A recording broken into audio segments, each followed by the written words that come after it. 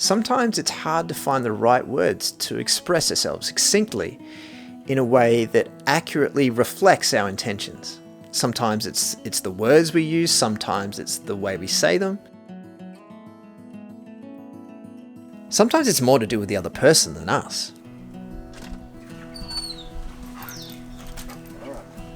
All right. Come over here. Gatsby, why do you like this food so much? This sounds like a fairly innocuous question, but depending on the other person's state of mind, it could be interpreted as an attack. When confronted with a question like this, some people may end up thinking less about how to actually answer the question and more about why we would be asking the question in the first place. What do you mean, why do I like it? What are you really thinking? Is my food not good enough for you? Does it affect my coat? Is it making me shed?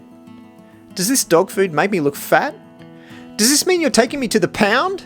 Before you know it, trust and rapport have collapsed.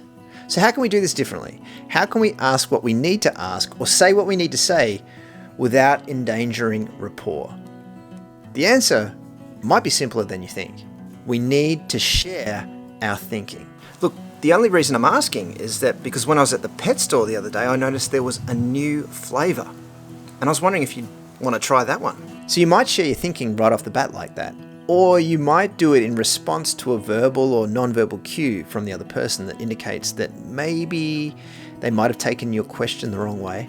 But if you really want to take the psychological safety to the next level, say for some reason the conversation is already tense or you're actively trying to repair the relationship and the rapport and the trust, then you might actually consider sharing your thinking before you ask your question. Hey Gatsby, the other day when I was at the pet store, I saw there was this new flavour of that food that you love. This food here.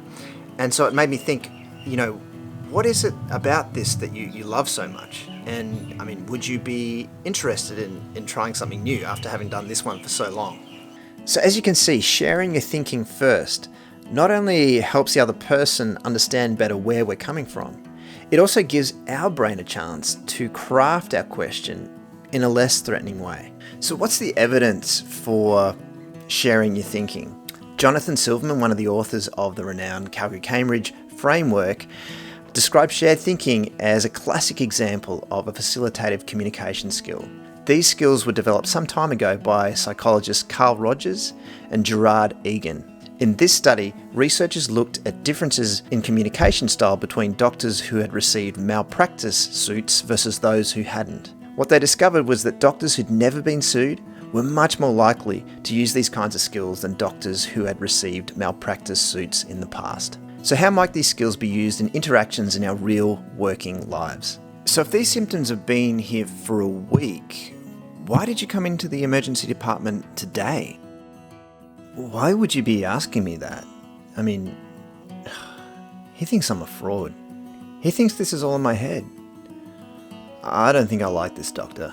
And if I'd shared my thinking, so sometimes it's really helpful for us to know if there was like a specific trigger that made you come in today to the emergency department as opposed to any other day. So I guess, I'm wondering, what was it that made you come in today? Oh, the thing that changed today is that my headache just got suddenly worse this morning, and I was just really worried about what that meant. What about a difficult feedback conversation with a colleague? So why did you use that dose of ketamine? I wonder why he's asking me this question. He thinks that was a bad decision. He thinks I'm a terrible doctor. Oh, God, I hope he doesn't fire me. What can I say now that will make me look smarter? And if I'd shared my thinking in this situation? So for me, it would be really helpful to understand a bit more about what was behind your decision to use that dose of ketamine. I mean, often in these kind of situations, I personally reduce the dose that I use, but I noticed that you did something different to that. So I was just wondering, would you be able to tell me a bit more about what went into that decision? Oh, well, because I noticed the blood pressure was low, I thought maybe giving that increased dose of ketamine might actually help bring it up. That was what I was thinking. Keep in mind that body language and tone play a key role here too. But the key element of this video is to focus on the skill of shared thinking, so that the receiver of our question knows that we don't have a hidden agenda behind what we're asking. Can you also see reciprocity at play here? As we share our thinking, it makes the other person much more likely to share their thinking as well. In many ways, I think the essence of good communication is the process of increasing the transparency of our intentions. This can take a little bit of extra effort on our behalf, and it may not be necessary in many circumstances, particularly where there's already a good platform of long-term trust between you and the other person. But if the subject matter is a bit tricky, or the relationship is a little bit rocky, investing in more shared thinking upfront will save you from having to plow a lot more energy into the process of trying to repair trust and rapport after it's already collapsed. Could I talk to you for a sec?